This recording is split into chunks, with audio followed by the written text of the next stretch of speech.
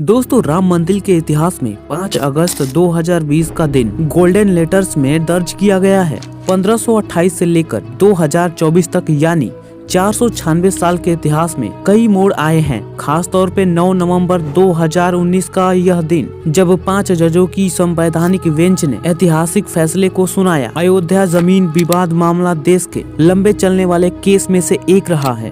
अयोध्या में प्रधानमंत्री नरेंद्र मोदी ने राम मंदिर के निर्माण के लिए भूमि पूजन का शिलान्यास किया। तय कार्यक्रम के मुताबिक उन्होंने सबसे पहले हनुमानगढ़ी जाकर दर्शन किए और आरती उतारी। राम मंदिर निर्माण के लिए सबसे पहले 9 शिलाओं का पूजन किया गया। 12:44 पर चांदी की करनी से नींव रखी गई। इसके बाद पीएम मोदी ने संबोधित किया। दोस्तों, आपको बता दें कि करीब 500 साल के लंबे इंतजार और कड़ी लड़ाई के बाद आखिरकार 22 जनवरी 2024 को श्री राम जन्मभूमि अयोध्या में भव्य राम मंदिर का अभिषेक समारोह आयोजित किया गया है। यह सनातन प्रेमियों के लिए भक्ति, खुशी और उत्साह का पल होगा। यह अवसर एक त्योहार के समान होगा। 2022 को राम मंदिर के अभिषेक के बाद 24 जनवरी 2024 को प्रधानमंत्री नरेंद्र मोदी द्वारा मंदिर का उद्घाटन किया जाएगा। फिर सभी भक्तगण मंदिर में राम लला के दर्शन कर पाएंगे। दोस्तों, सबसे पहले राम मंदिर के डिजाइन की बात करें तो साल 1988 में अहमदाबाद के सोमपुरा परिवार के द्वारा तैयार की गई थी।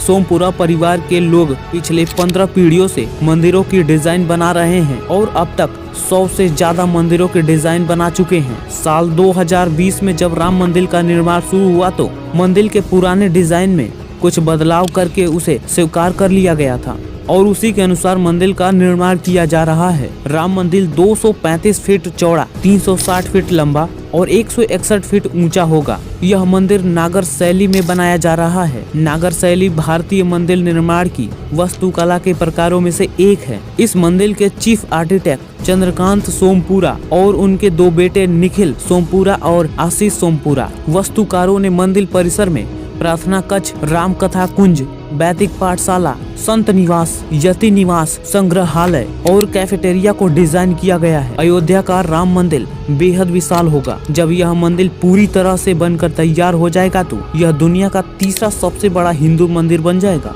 श्री राम जन्मभूमि मंदिर का शिलान्यास भारत के प्रधानमंत्री नरेंद्र मोदी ने 5 अगस्त 2020 को लगभग दोपहर के 12 बजे किया। इस दौरान आधारशिला के रूप में पीएम नरेंद्र मोदी ने चांदी की ईंट की स्थापना की। इसके पहले श्री राम जन्मभूमि पर पंडितों ने 3 दिवसीय वैदिक रिचुअल्स किए हैं। इस दौरान भगवान राम की पूजा की गई और मंदिर के शिलान्यास में सभी प्रमुख देवी देवताओं को आमंत्रित किया गया। भारत के कई धार्मिक स्थानों से मिट्टी और पवित्र पानी लाया गया। इस दौरान पाकिस्तान की शारदा पीठ से भी मिट्टी लाई गई है। साथ ही में गंगा, सिंधु, यमुना, सरस्वती और कावेरी नदी का जल भी अर्पित किया गया है। शिलान्यास समारोह के उत्सव में अयोध्या के मंदिरों में 7000 से ज्यादा दिए जलाए गए थे। अयोध्या में भगवान राम का मंदिर 2.7 एकड़ भूमि में बनाया जा रहा है, जिसमें 54,700 वर्ग फुट भूमि शामिल है। राम का मंदिर पूरा परिसर लगभग 70 एकड़ भूमि में तैयार हो रहा है। इस परिसर में इतनी जगह होगी कि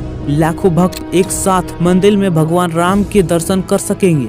राम जन्मभूमि तीर्थ क्षेत्र ट्रस्ट के देखरेख में लार्सन एंड टूब्रो कंपनी कर रही है। इस मंदिर का निर्माण राजस्थान के बंसी पर्वत के बलुआ पत्थरों से हो रहा है। अब बात करें मूर्ति की तो मंदिर में भगवान की 2 मूर्तियां रखी जाएगी। एक वास्तविक मूर्ति होगी जो 1949 में मिली थी और दशकों तक तंबू में रही। दूसरी एक बड़ी मूर्ति होगी जिसका निर्माण कार्य चल रहा है। इस मूर्ति का निर्माण के लिए नेपाल से शालिग्राम की 2 शिलाएं अयोध्या लाई गई थी। ये शिलाएं नेपाल के मुस्तांग जिले में बह रही काली गंडकी नदी के तट से लाई गई थी। कहा जा रहा है कि शालिग्राम की यह शिलाएं 6 करोड़ साल पुरानी है। इन शिलाओं का वजन 26 टन और 14 टन है। अब बात करें घंटे की तो मंदिर में 2100 किलो का एक विशाल घंटा लगाया जाएगा जो 6 फुट ऊंचा और 5 फीट चौड़ा होगा। इसके अलावा मंदिर में कई प्रकार के छोटे बड़े घंटे भी लगाए जाएंगे जिनका वजन 500, 250, 100 किलो तक होगा। घंटों का निर्माण पीतल के साथ अन्य धातुओं को मिलाकर किया जाएगा। इन घंटों का निर्माण जलेसर एटा की फर्म सावित्री ट्रेडर्स कर रही है। एटा का जलेसर पूरी दुनिया में घुंघरू और घंटी उद्योग के लिए प्रसिद्ध है। यहाँ के लोग पीढ़ी दर पीढ़ी इन चीजों का निर्माण कर रहे हैं। देश के कई मंदिरों में जलेसर के बने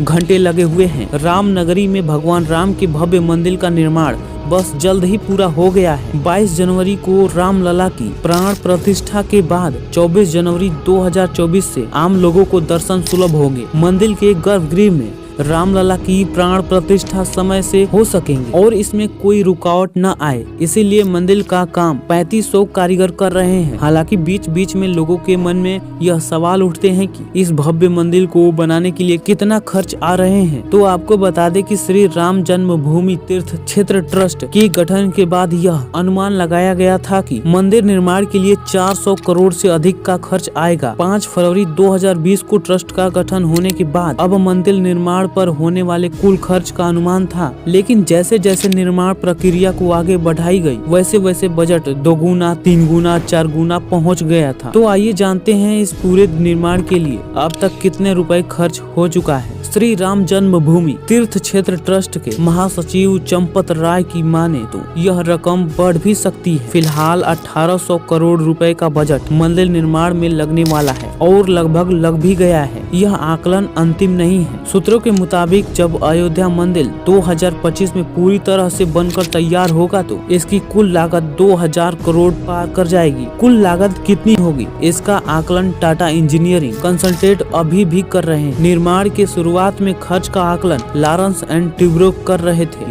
एक बैठक के दौरान राम मंदिर निर्माण की अनुमानित लागत 1800 करोड़ होने का आकलन किया गया है, लेकिन जो राशि बताई गई है यह पूरी तरह से सही नहीं है। चंपत राय ने कहा था कि शुरुआती दौर में सारा विचार आधा अधूरा था। दोस्तों आपको बता दें कि राम मंदिर के आसपास एक टाइम कैप्सूल लगा हुआ है। अब बात करें टाइम कैप्सूल की तो यह एक कंटेनर की तरह होता है। ये एक ऐसा डिवाइस होता है जिसकी मदद से आप वर्तमान दुनिया से जुड़ी सारी जानकारी आने वाले भविष्य में निकाल सकते हैं। इसमें 100 साल से भी ज्यादा पुराना डाटा रिकॉर्ड किया जाता है, लेकिन इसे ऐसी जगह दबाना होता है कि जब जमीन में खुदाई हो तो ये आसानी से निकाला जा सके।